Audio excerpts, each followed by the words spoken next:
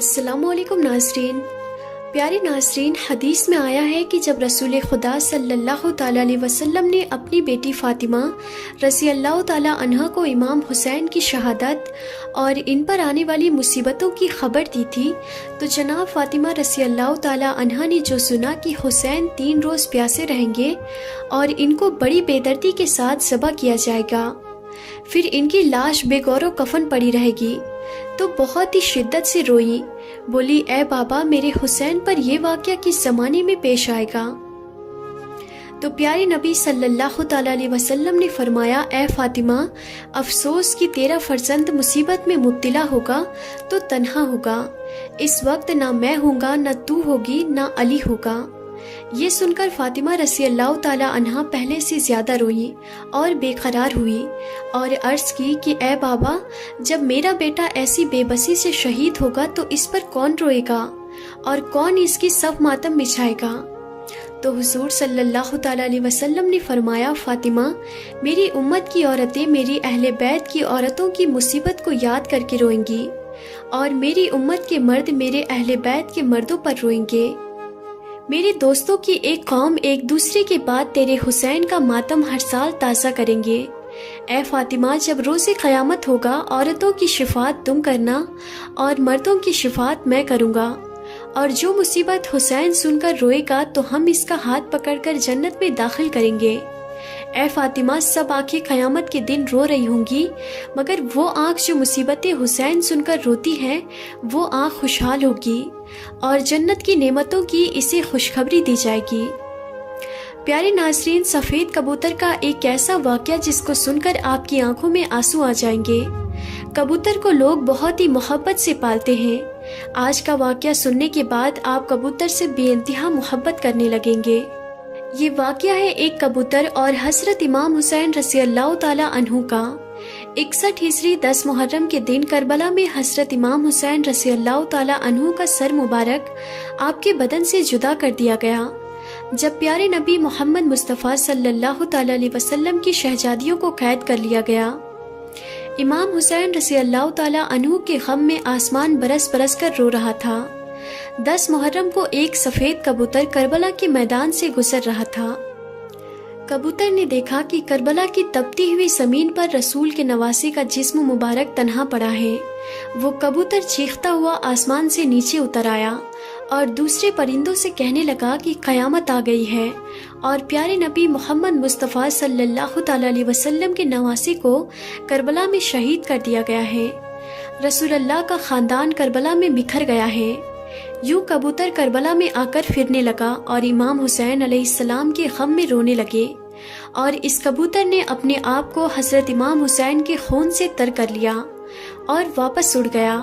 फिर वो कबूतर उड़ता हुआ मदीना शरीफ जा पहुंचा और तवाफ की तरह प्यारे नबी मोहम्मद मुस्तफ़ा सल्लल्लाहु ताला अलैहि वसल्लम के रोज़े के इर्द गिर्द चक्कर काटने लगा।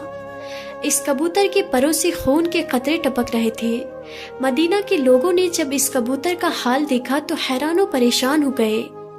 इसके बाद जब इन लोगों को मालूम हुआ कि करबला में हज़रत इमाम हुसैन अलैहिस्सलाम को शहीद कर दिया गया है, तो फिर मालूम हुआ कि सफ़ेद कबूतर प्यारे नबी रसूलुल्लाह सल्लल्लाहु ताला अलैहि वसल्लम के रोज़े पर क्यों आया था। कबूतर ये पैगाम देने के लिए आया था कि रसूल के नवासे को बेदर्दी से शहीद कर दिया गया है। इसीलिए बुजुर्गों ने इरशाद फरमाया है कि दुनिया में जो सफ़ेद रंग का कबूतर है वो इसी कबूतर की नस्ल में से है। अल्लाह ताला ने इन कबूतरों में इतनी शिफा और बरकत रखी है। तारीख में लिखा है कि मदीना में एक गांव में श्याम नाम का यहूदी था। इसकी एक बेटी थी जो बहुत ही खूबसूरत थी। इसको अचानक ही बोहर का मर्ज हो गया, जिसकी वजह से इसके हाथ पाँव और आँखों ने काम करना ख़त्म कर दिया। वो लड़की नाबीना हो गई। इस लड़की को देखकर इसके रिश्तेदार और मोहल्ले के लोग इससे शदीद नफरत करने लगे। लोग बातें करने लगे कि कहीं ये मर्ज हमें न लग जाए। वो यहूदी अपनी बेटी को लेकर इस शहर से दूर चला गया। एक बाग में जाकर इसने अपनी रिहाइश कर ली। वो यहूदी सारा दिन शहर में काम करता और वापस शाम में अपनी बेटी के पास आ जाता। एक दिन ऐसा हुआ कि वो यहूदी अपने काम में इतना मशरूफ हो गया था कि वो शाम में अपनी बेटी के पास ना आ सका। لڑکی پریشان ہو گئی کہ اتنا وقت ہو گیا ہے اور میرا والد ابھی تک آیا کیوں نہیں ہے۔ اپنے والد کو ڈھونڈتی ہوئی ایک درخت کے نیچے جا پہنچی۔ لڑکی نے محسوس کیا کہ اس کے آس پاس ایک پرندے کی چیخ بھری آواز آ رہی ہے۔ اس کی آواز میں اتنا درد تھا کہ وہ لڑکی اس آواز کو سنتے ہوئے اور آواز کا پیچھا کرتے ہوئے گھسیٹتے گھسیٹتے اس درخت کے نیچے جا پہنچی۔ حالانکہ وہ لڑکی دیکھ نہیں سکتی تھی، لیکن اس لڑکی نے اپنا سر اٹھایا اور درخت کے اوپر دیکھا۔ وہاں پر ایک سفید کبوتر بیٹھا تھا جس کے پروں سے خون کا قطرہ گرا اور لڑکی کی آنکھ پر جا گرا۔ اس خون کے قطرے کا گرنا تھا کہ امام حسین علیہ السلام کے خون کی برکت سے اس لڑکی کی آنکھوں کی روشنی واپس آ گئی۔ وہ لڑکی اپنی ایک آنکھ سے دیکھنے لگی، پھر ایک اور خون کا قطرہ اس کی دوسری آنکھ میں گرا۔ خون کی برکت سے لڑکی دونوں آنکھوں سے دیکھنے لگی۔ لڑکی بہت ہی خوش ہو گئی اور ساتھ میں حیران بھی ہو گئی۔ جب لڑکی نے اوپر درخت پہ دیکھا تو ایک کبوتر خون سے لپٹا ہوا تھا، بلکہ کچھ اور قطرے لڑکی کے جسم کے اوپر بھی گر گئے اور ان قطروں کو اس لڑکی نے اپنے اوپر جسم پر مل لیا۔ اس کا پورا جسم ٹھیک ہو گیا۔ امام حسین علیہ السلام کے خون کی برکت سے لڑکی کو مکمل شفا مل گئی۔ اس خون میں ایسی شفا تھی کہ لڑکی پہلے سے بھی حسین ہو گئی۔ لڑکی خوش ہو کر اٹھی اور باغ سے باہر اپنے باپ کی تلاش میں نکلی۔ جیسے ہی باہر آئی تو سامنے اس کا والد تھا۔ اس کے والد نے اس لڑکی سے پوچھا کہ بیٹی تم کون ہو؟ یہاں میری ایک بیٹی رہتی ہے جس جگہ میں اس کو چھوڑ گیا تھا، وہ موجود نہیں ہے، کیا تمہیں پتا ہے کہ میری بیٹی کہاں ہے؟ لڑکی خوش ہو کر رو کر بولی، اے بابا، میں ہی آپ کی بیمار بیٹی ہوں اور اب میں صحت یاب ہو گئی ہوں۔ یہودی یہ سن کر اتنا خوش ہوا کہ اس کی آنکھوں میں آنسو آ گئے۔ خوشی سے اپنی بیٹی کو گلے لگا لیا اور بولا، اے بیٹی، تجھے اپنی آنکھوں سے دکھنے کیسے لگ گیا؟